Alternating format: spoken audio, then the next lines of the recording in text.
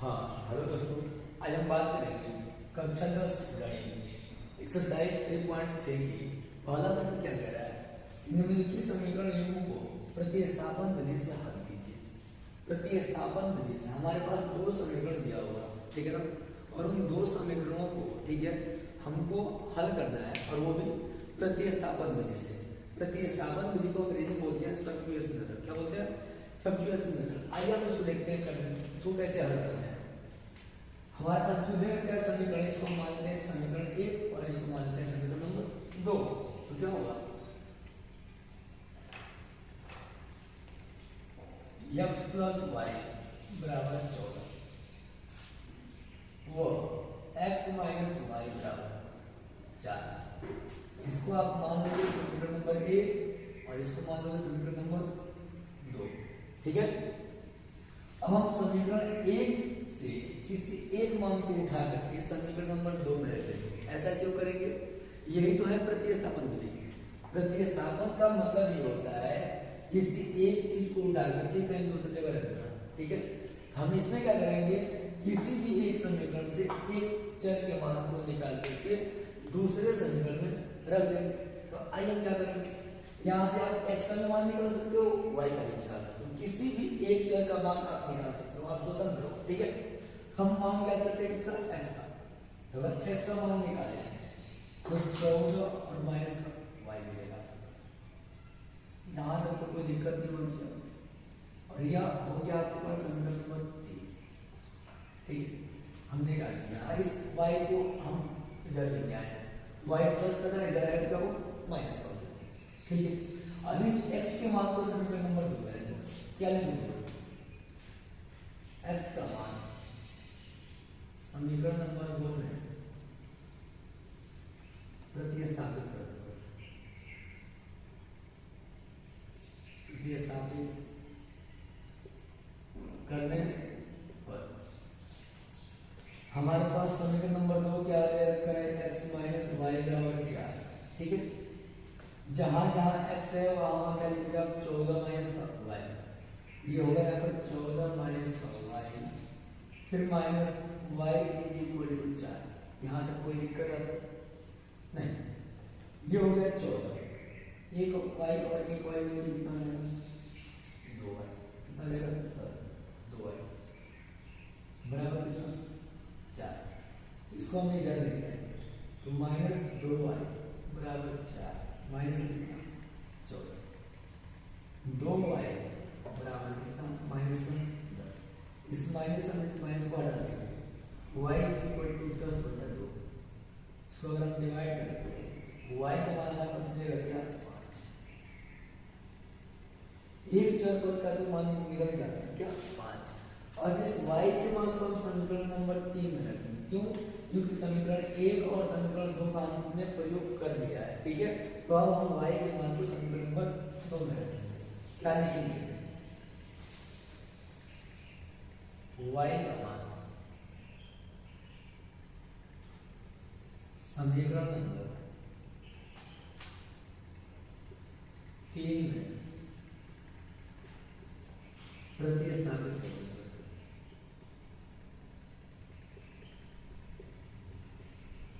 करने पर क्या मिलेगा, x is equal to 14 minus का y। ये आपका समीकरण नंबर 3 है। तो इसी में आपको y का मान रखना है, x is equal to 14 minus 5। तो x का मान कितना मिल गया आपको को भी पता, x बराबर 9 व y बराबर 5, और यही आपका आंसर हो जाएगा। अगले प्रश्न की तरफ हम बढ़ते हैं। अगला प्रश्न क्या कह रहा है, S minus T is equal to 3 व S by 3 plus T by 2 is equal to 6। हमें दिख रहा है कि s minus T is equal to 3। ये तो एक साधारण इक्वेशन में है, लेकिन यहाँ एक आपके साधारण इक्वेशन में नहीं दे रखा है, तो हमको इसे साधारण इक्वेशन में बदलना होगा। तो क्या हो जाएगा, हम लिखेंगे इसको, सबसे पहले लिखोगे आप solve, S minus T is equal to 3। इसको आप समीकरण नंबर 1 मान लो। हम इन दोनों का एलसीएम लेंगे कितना हो जाएगा 6। ये हो जाएगा 2s प्लस का 3t बराबर का 6। यहाँ से इसको हल करेंगे तो 2s प्लस 3t बराबर का कितना 36। और ये आपके पास निकल के आ गया समीकरण नंबर 2। कोई दिक्कत है आपको? नहीं। आगे देखिए हम क्या करेंगे, समीकरण 1 से s का मान निकाल लेते हैं या t का मान निकाल लेते हैं और समीकरण 2 में रख देते हैं। यही होता है प्रतिस्थापन विधि। प्रतिस्थापन विधि का मतलब ये होता है किसी एक मान को उठा करके दूसरे समीकरण में रख देना, प्रतिस्थापित कर देना उसको। ठीक है, हम क्या करेंगे यहाँ से समीकरण 1 से क्या लिखेंगे हम, समीकरण 1 से तो S is equal to 3 plus का t, और ये भी हमारे पास एक समीकरण ही मिला, इसको हम मान लेंगे क्या, यह समीकरण नंबर 3 है। अब इस s के मान को समीकरण नंबर 2 में रख देंगे। हम क्या लिखेंगे, अब यस का मान समीकरण नंबर 2 में प्रतिस्थापित करने पर या रखने पर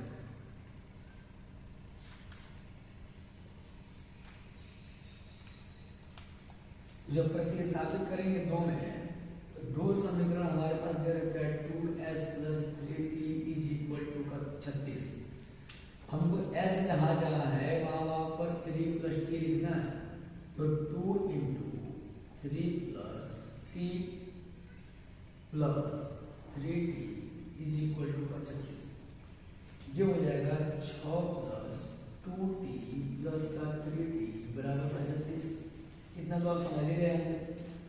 हम इसको इधर लेके आते हैं तो ये होगा 3 और 2 5, तो 5t बराबर का 36 माइनस का 6, तो t बराबर होगा 30 और बटा का 5। ये कटेगा तो 6 बनेगा, तो t इज इक्वल टू 6।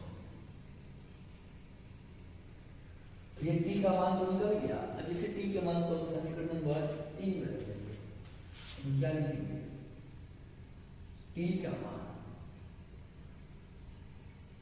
समीकरण नंबर 3 में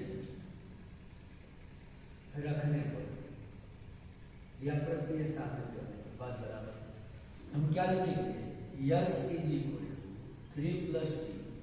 ये आपके पास है समीकरण नंबर 3, तो S is equal to 3 plus t का मान कितना है 6, तो यस इज इक्वल टू 3 और में अगर 6 को जोड़ेंगे कितना बनता है, हमारे पास जो चर था यस बराबर उसका मान आ गया 9 और जो t था उसका मान कितना आ गया 6, और यही हमारे क्या है उत्तर।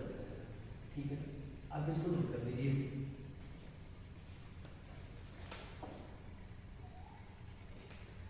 थर्ड नंबर क्या है, 3x minus Y is equal to 3 व 9x minus 3y is equal to 9। हमारे पास दो समीकरण दे रखा है, इन दोनों समीकरणों के मान प्रतिस्थापन विधि से हल करके बताना है। ठीक है ना, अभी हम बताएं आपको क्या कि प्रतिस्थापन विधि का मतलब ये होता है कि एक मान को उठा करके दूसरे समीकरण में रख देना। ठीक है, वही क्या होता है प्रतिस्थापन विधि होती है। तो आइए हम इसको क्या मान लेते हैं, या एक समीकरण नंबर 1 है। ठीक है, और ये जो दे रखा है इसमें हम इसको क्या लिख सकते हैं, 3 अगर काम करते हैं तो x 3x माइनस वाई बराबर कितना 9, तो 3x माइनस वाई बराबर कितना 9 बटा 3, तो 3x माइनस वाई बराबर कितना 3। समझ रहे हैं आप? अब ये क्या हो गया समीकरण नंबर 2। हमने क्या किया, इस 3 क्या बोलते हैं, इसमें भी 3 है, इसमें भी 3 है और इसमें भी 3 है। इन तीनों पदों में 3 है, हम 3 को कॉमन कर लिए, तो कॉमन का होता है भाग। तो 9x में अगर 3 से भाग देंगे तो बचेगा 3x, फिर 3x में अगर 3 से भाग देंगे तो बचेगा y, और 9 में अगर 3 से भाग देंगे क्या बचेगा 3। तो हमारे पास इक्वेशन क्या मिलेगा, 3x माइनस वाई और ये क्या बराबर 3। अब हम देख रहे हैं समीकरण 1 और समीकरण 2, ये दोनों समीकरण तो एक ही समीकरण है, और जब दोनों समीकरण एक ही समीकरण है ना तो इसके कितने हल होंगे ये संभव नहीं है, क्योंकि समीकरण दोनों क्या है सेम है। तो क्या लिखेंगे, अतः समीकरण 1 व समीकरण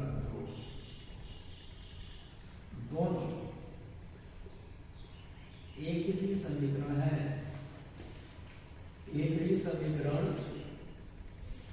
है, इसलिए इसका हल संभव नहीं है। इसका हल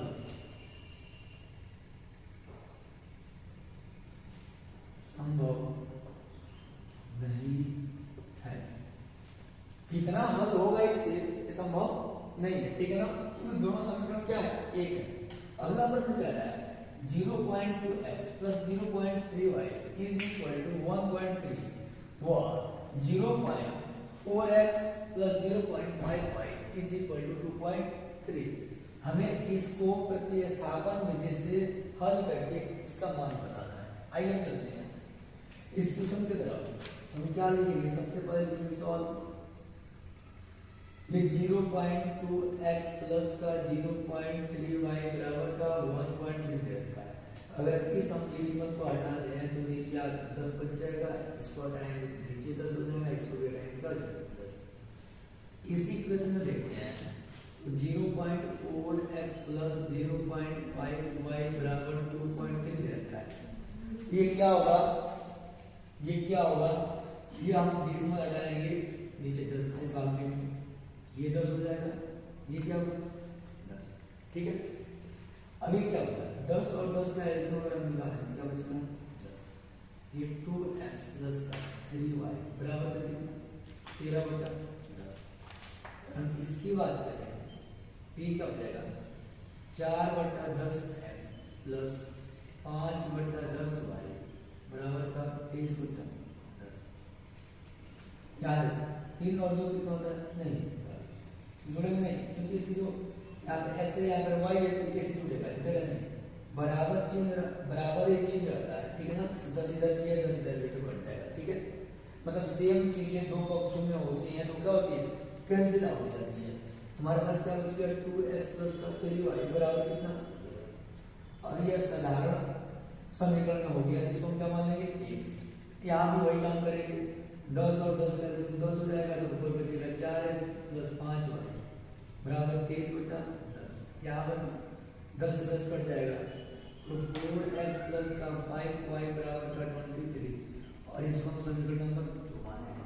अभी यहाँ से क्या करेंगे इसको देखना है, क्या नहीं समीकरण 1 और समीकरण 2 मिल जाए तो आप स्वतंत्र हो किसी भी समीकरण से किसी एक चर पद का मान निकाल करके दूसरे समीकरण में रख सकते हो।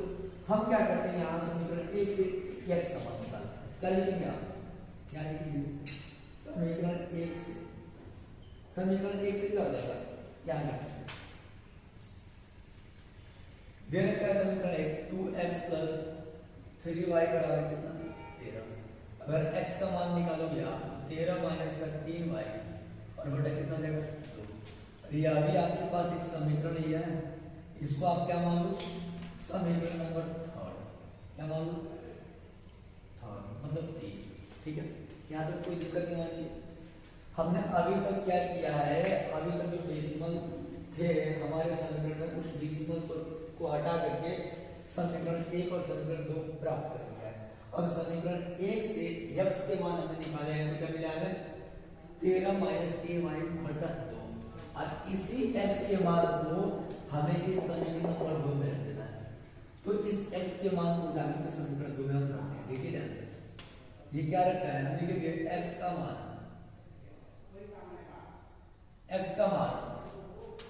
समीकरण नंबर 2 में प्रतिस्थापित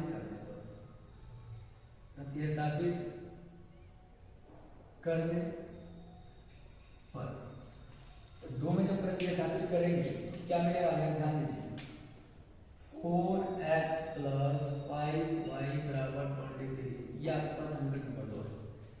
तो 4 into 13 minus 3y by 2 plus का 5y इज इक्वल टू का 23।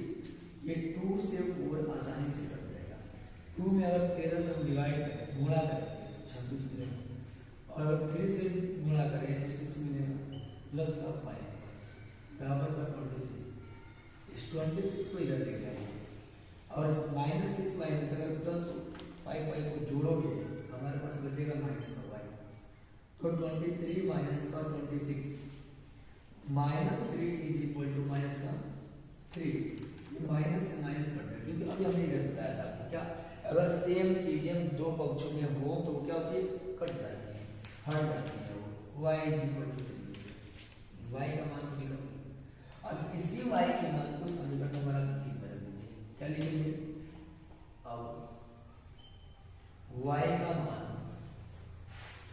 समीकरण नंबर 3 में रखने पर या प्रतिस्थापित करने पर आप कुछ भी लिख सकते हो स्वतंत्र हो ठीक है ये क्या मिलेगा x is equal to 13 minus का 3y/2 ये आपका चूंकि समीकरण नंबर 3 है अब इसी में रखिए आप तो x is equal to 13 minus का 3 गुणे 3 बटा कितना 2 अगर इसको हल करोगे तो x is equal to 13 minus का 9 और बटा कितना जाएगा 2 इसको आप क्या करोगे घटाओगे तो 13 में से 9 घटाओ कितना होगा 4 4 बटा कितना 2 भाग 2 में 2 यानी कि x का मान 2 आ गया और y का मान 3 आप यहाँ लिख सकते हो अतः x बराबर 2 व y बराबर 3 होगा ये आपको बता देगा ठीक है इसको नोट कीजिए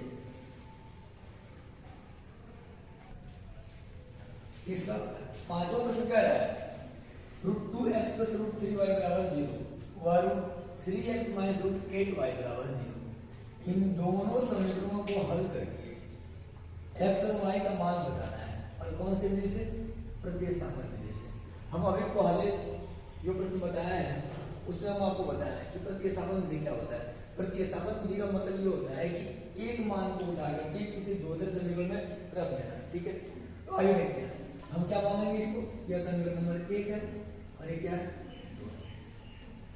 वही तरीका है कि किसी भी एक समीकरण से या तो x के मान निकालो तो y के मान निकालो ठीक है और जिस समीकरण से निकाल रहे हो उस समीकरण में अगर x का मान निकाल रहे हो तो समीकरण 1 में रख दो अगर इससे निकाल रहे हो तो दूसरे में रख दो ठीक है हम समीकरण 1 से निकालते हैं क्या लिखते हैं समीकरण 1 से समीकरण नंबर 1 से और समीकरण 1 में अगर हम y का मान निकालें तो क्या होगा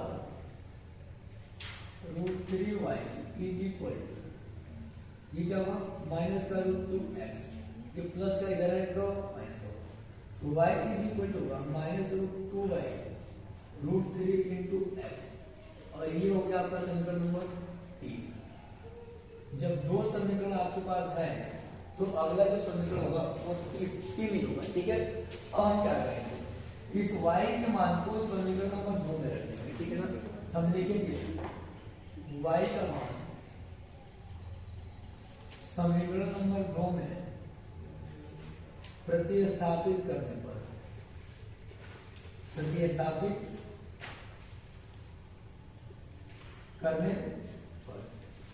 चाहे प्रतिस्थापित करना लिखो चाहे रखने पर ठीक है बात बराबर हम क्या लिखेंगे यहाँ पर